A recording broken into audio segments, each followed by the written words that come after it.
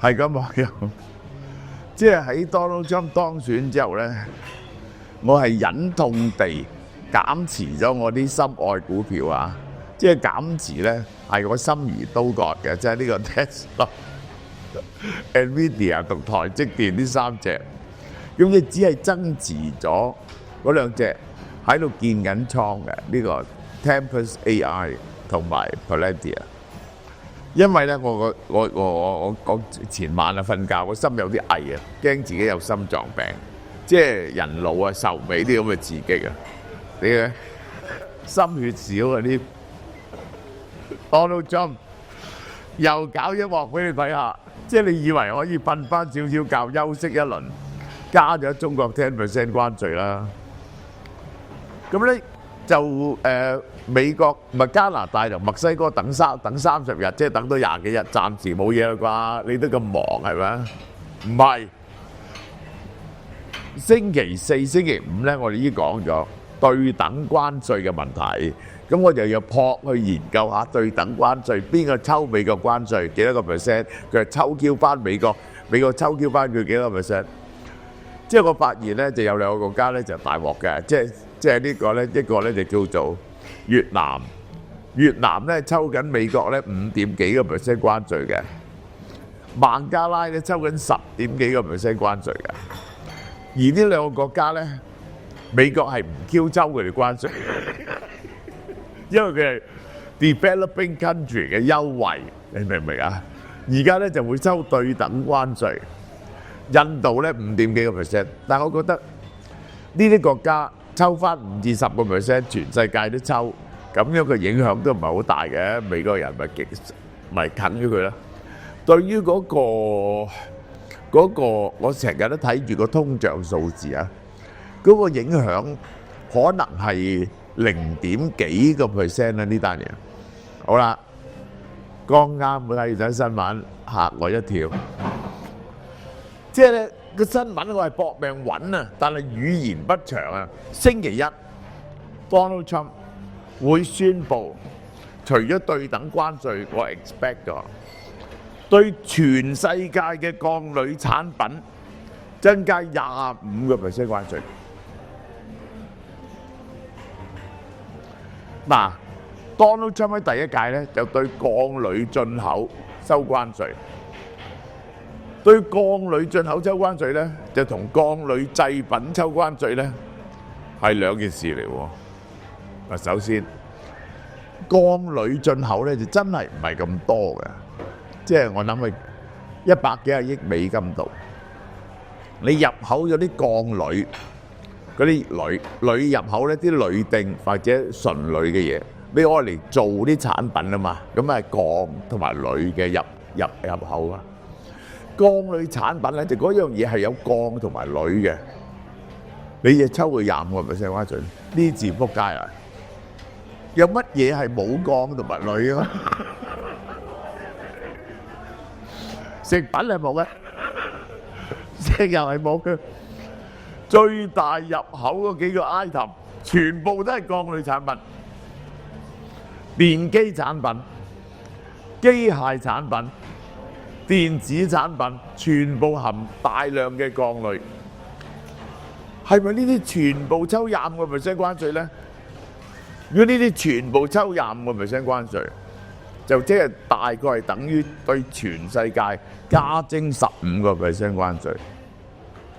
我係想搏命想揾個 detail， 你知 Donald Trump 講嘢唔清唔楚，你究竟點啊，大佬？你話俾我，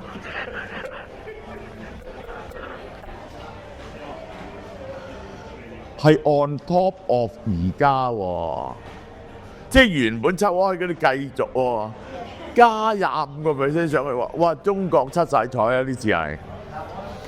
本來抽緊20個 percent， 加咗10個 percent 冚家產，因為芬太尼變咗30個 percent， 再加25個 percent， 55個 percent， 加埋周稅60%，超級打正一入冇啲錢就打我。即係咧，大家覺得我係為咗我嘅股票而擔心，唔係為咗股票擔心，我係永遠為世界嘅經濟擔心。我哋喺同一隻船上面。如果世界經濟衰退，係每一個人都冇好處，尤其是經常係嗰啲最窮嘅人。我話俾你聽，經濟衰退咩人受害啊？嗰啲窮嘅人，失業、收入減低。無論你住喺美國或者美國外邊都一樣。中國如果呢樣嘢我嘅 interpretation 為真，中國必然大鑊，美國人亦都好大鑊。呢個一加落去，呢一個大約等於係幾多度呢？等於係呢一個美國 GDP 增加2.幾個 percent。咁樣呢，就冇可能唔係再刺激起通脹，冇可能咧唔加息。同埋嗰啲房屋咧就繼續通脹，因為房屋用最多嘅鋼類產品。呢個即係我都講上次嘅例子講得好清楚俾你聽。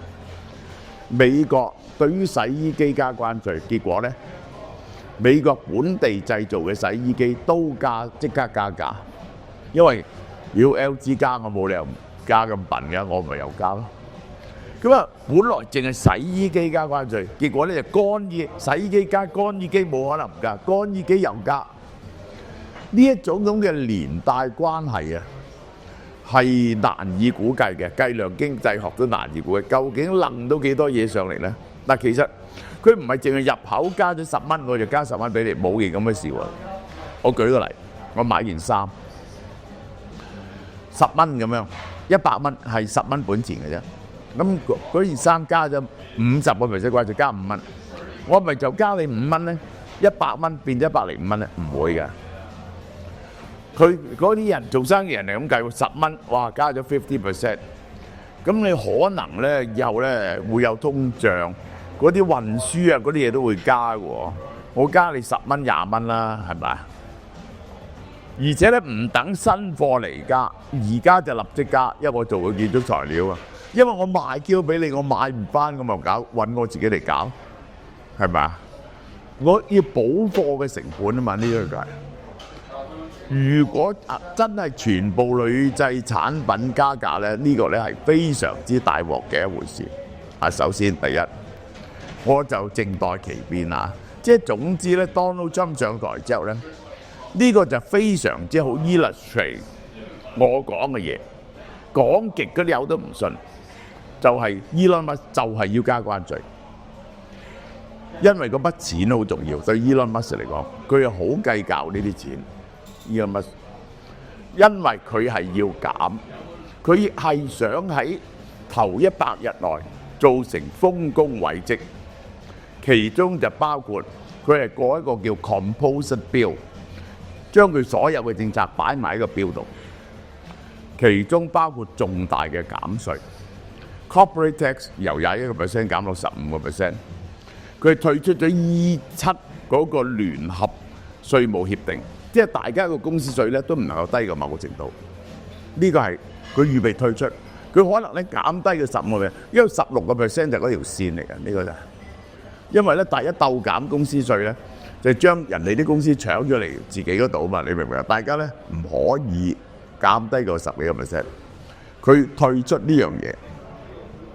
而佢因為共和黨入邊始終列根派仲有啲茶黨喺度，係反對政府嘅赤字，所以要減稅同埋保持佢舊有嘅減稅，就一定要做咩啊？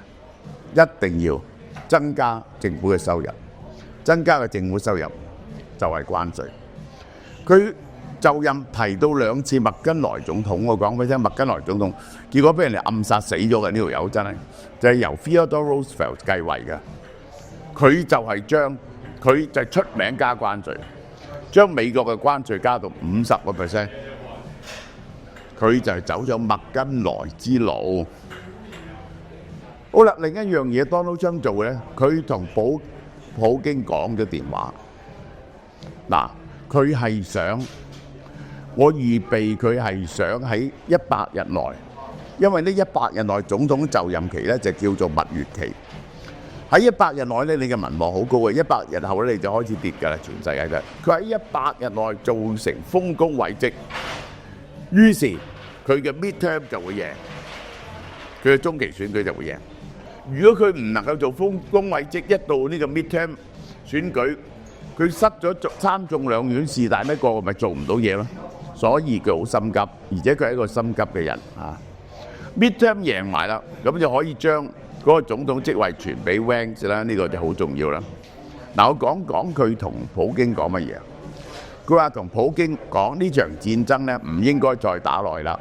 普京係贊成，咁咧係贊成和談，但係普京同佢講，但係咧有啲烏克蘭領土咧，即係以前嘅烏克蘭領土，而家係俄羅斯領土，係喺我哋嘅憲法入邊規定咗嘅，我唔可以唔要。即係咧就普京開出咗個底線，佢一定要吞併烏克蘭嘅4個州作為佢嘅要價。咁呢個我都佩服 Donald Trump 講得好好啊！你估我係拜登啊？你講啲咁嘅嘢，你唔好老點我啦。佢話你俾少少時間我啦，我都可以將好多嘅俄羅斯領土寫咗入烏克蘭添。你大晒嘅講憲法用乜嘢？講憲法喎，你會尊重憲法咩？你唔好話。嗱，我覺得啊，即係 Donald Trump 如果威脅普京大量增加援助烏克蘭，如果普京唔低頭咧，普京一定要低頭。普京場仗真係打唔到落去。我睇見嗰啲 Telegram 咧講俄羅斯人嗰啲人生活覺得係非常之慘，好多人基本上係冇收入，啲老人基本完全靠政府援助，通脹非常犀利，而佢嘅武器即將唔夠。即係我覺得呢樣嘢咧，真係即係 Donald Trump 咁興講雕咧，就最好就佢大力帶一帶普京。普京唯一嘅希望就係 Donald Trump 講和，壓迫到烏克蘭講和，拖落去咧，普京咧係死 Q 梗嘅，呢個就係嚇。咁而家咧，如果呢一個 Donald Trump 去帶佢咧，咁咧就有希望烏克蘭達成和平。但係當然烏克蘭就會喪失咗一部分領土，但係烏克蘭就一定要獲得和平保障，歐洲要獲得和平保障先能夠達成嘅。好，另外一點，我喺呢度補充一下，我講咗杜魯多引述杜魯多以為熄咗咪講話美國想吞併加拿大，結果咧就好多人嚟撲出嚟鬧我喎。嗰啲人咧就扮係加拿大人，我就唔知係唔係加拿大人啦。佢號稱係加拿大人。首先咧，I give you a lesson， 係點樣討論問題。而家第一，我係冇立場，我係引述杜魯多講嘅嘢。好啦，杜魯多講嘅嘢，你可以信可以唔信。嗱，我講一個分析問題，咩叫 critical thinking 嘅思維方法。Critical thinking 係一套思維方法，佢有3個可能性，啊。第一，杜魯多蓄意作呢套嘢出嚟，砌Donald Trump生豬肉，嚟到刺激民望，等自由黨選贏。嗰啲人咧，好多人就採取呢一個説法，我唔排除呢個説法嚇。杜魯多係咪會做呢種嘢咧？因為咧，其實咧，自由黨選唔選得贏咧，都唔 Q 係好關佢事。即係加拿大咧，2個黨係經常輪替嘅啫，冇乜所謂嘅。選輸一次咧，唔會死嘅嚇。佢可能憎自由黨入邊一啲人咧，就多過憎對方嘅，因為嗰班人逼佢咯。有啲人係背叛佢嘅，佢係咪要對個黨咁忠心咧？我係懷疑呢一樣嘢。第二。就係佢真係咁相信，而呢個係真係 Donald Trump 嘅態度，呢個其中一個可能性。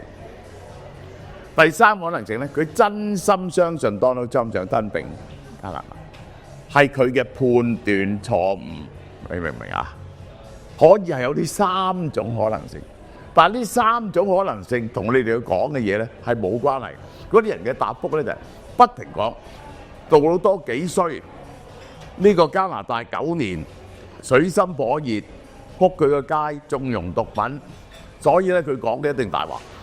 佢過去9年統治得幾差，同佢呢次講唔講大話咧，係完全冇關係。幼稚園嘅思維都冇，而且杜魯多嘅施政係點？唔使睇，我可以講俾你聽。杜魯多選贏一次，因為佢靚仔啊！佢係2次選，跟住2次選贏，明唔明啊？所以前邊嗰幾年，起碼多數嘅加拿大人係覺得佢唔錯喎。如果唔係呢2次已經選輸咗咯。我唔需要睇你哋嘅民情，唔需要睇講乜嘢，一定係加拿大人俾咗個 confirmation 佢啊嘛。9年起碼頭嗰5、6年係啱唔啱啊？要咪早踢叫佢走啦？呢條友原來傻嘅，搞到加拿大撇住。呢3、4年，梗係有問題啦。如果唔係，佢唔會落台。加拿大人梗係憎佢嘅呢幾年，使講。而家佢嘅民望咁低，佢自己都 step down 啊！哦，因為通脹，疫情之後嘅通脹，因為呢一個經濟，加拿大經濟陷入衰退啊！加拿大經濟陷入衰退，梗係好嬌多人憎嗰個在任總統嘅，在任嗰個執政嘅全世界都係咁噶啦。拜登咪因此落台咯。雖然美國嘅經濟喺發達國家入邊係最好啊。有好多人你都睇見，尤其是嗰啲華人 KOL 就不停講澳洲，話佢係道友啊，就係話佢係縱容毒品啊，治安老差啊，就整啲嗰啲咁嘅吸毒嘅注射屋啊，呢咁嘅嘢。喂，呢啲咧係意識形態上面憎恨左派，尤其是騎住 Donald Trump 呢一種咁樣嘅思維，我係明白。好啦 ，anyway 呢一啲咁樣嘅嘢，無論你點憎杜魯多都好，同埋美國係唔係想 Donald Trump 係唔係想吞併加拿大係冇關係。好啦，我又睇從 Donald Trump 嘅角度去睇。第一，佢有幾個可能性。第一，就係佢加拿大關稅係完全係為咗呢個芬太尼同埋非法移民嘅問題。嗱，無論如何，你用任何尺度嚟到度，如果用25% 關稅對付加拿大同墨西哥，徹底荒謬 ，out of proportion。屌啦！啲墨西哥每年係幾百萬人，絕大部分90% 走入去美國嘅非法移民，90%係墨西哥嚟嘅。然後咧就有幾個 percent 咧，就係由各種唔同嘅途徑進入美國，然後跳船啊嘛，即係呢個係由加拿大嚟嘅，梗係好少。嗰個嘢去得加拿大咧，就已經係進入咗發達中國家。佢嗰個 urge 咧就好少，唔會玩2次啊嘛。即係你偷走入去美國，要過海關啦，唔係。我而家屎忽痕，先非法進入加拿大，再由加拿大非法進入呢個美國，係咪玩2陣啊？呢個係，即係佢中意玩呢個遊戲係咪咁 ？Anyway， 兩個國家對美國喺呢個問題上係完全 out of proportion。而你同樣加25% 關稅，點解呢？就因為你要加25% 關稅，係咪啊？如果唔係咧，就一個25% 關稅，一個7% 關稅嚟。譬如咁樣咪合理啲啊？呢個世界上有一樣嘢叫做法律，有一樣嘢叫做相對性，即係你唔可以咧有條友掟張紙落個街度，你就罰佢1萬蚊。佢掟個鋼琴落個街度，你就罰佢300蚊，咁樣咧係唔合理嘅，法律係唔接受一樣咁不成比例嘅嘢。啊，好啦，大家諗諗呢樣嘢。第二，我哋要諗，嗰啲人講嘅嘢好好笑，即係依家又講美國點樣保護加拿大，加拿大使 Q 你美國保護咩？呢個世界邊撚個想打加拿大啊？過去嗰200年，只得一個國家想打加拿大，就叫美國。要立即俄羅斯越過西伯利亞白令海峽，仲要越過阿拉斯加嚟到打加拿大，你咪同我講笑？加拿大係完全俾美國拖累嘅。如果冇個美國喺佢南邊咧，加拿大就唔使軍隊噶。要立即邊個得閒去打加拿大？越過北極打加拿大。而家打加拿大咧，因為要打美國，嗰啲飛彈咧唔覺意跌撚咗落加拿大。加拿大有道防係。如果加拿大後邊係墨西哥咧，就冇人會打加拿大。加拿大從來都企喺美國嗰邊，包括喺呢個杜魯多時期都嘅戰爭，喺呢個以色列啊，所有戰爭都係企喺美國嘅隔離。好啦，然後美國係唔需要保護加拿大嘅，呢個係我哋。加拿大有份保護美國，做生意嘅就係大家係對等嘅，你情我願嘅，買賣都係有着數嘅。大體嚟講，美國喺加拿大身上係攞咗好多嘅好處。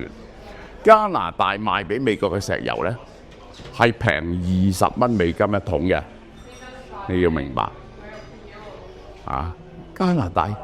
喂，呢個係冇任美國點解對全世界有好大嘅赤字啊？因為你亂 Q 嘅買嘢，你班友唔使呢個洗腳唔抹腳咯，對全世界都有赤字，你就怪人哋。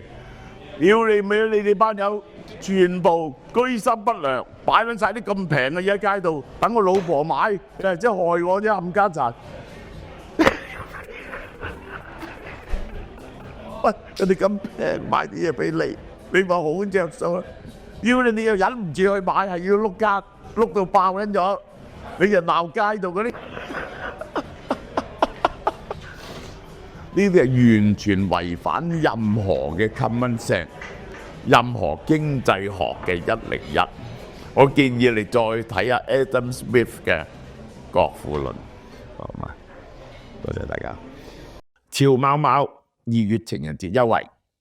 日本兵庫縣雙生生蠔，兵庫縣蠔身雖然細，但蠔肉飽滿，海水味、蠔味、甜味配合平均，味調滲出濃厚嘅蠔味。日本直接飛過嚟新鮮十足，每盒200克，原價99蚊都好搶手。而家情人節優惠價，噔58蚊。優惠2，法國波爾多紅酒靚酒區，比頓山莊紅酒200年歷史。呢一個2018嘅混合葡萄紅酒係赤霞珠同品麗珠兩種葡萄同主葡萄梅洛做成嘅，呈現紅寶石嘅顏色，香氣成熟嘅水果味，同埋烤橡木桶嘅幽香。口感豐富，入口有黑加侖子、布冧、黑朱古力嘅味道。原價728蚊，而家258蚊，只限一批啫。潮貓貓門市及網上特級優惠價由即日起到2月28號售完即止，數量有限，仲唔快啲入貨？